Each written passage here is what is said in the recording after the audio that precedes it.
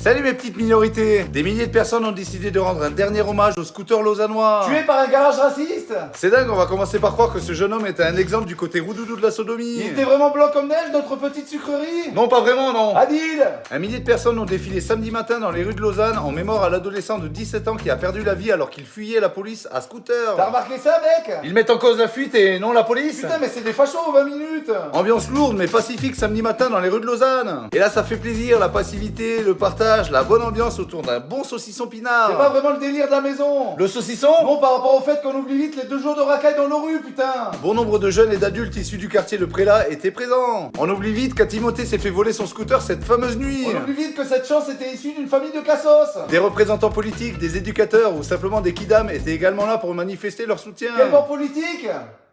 Oublie.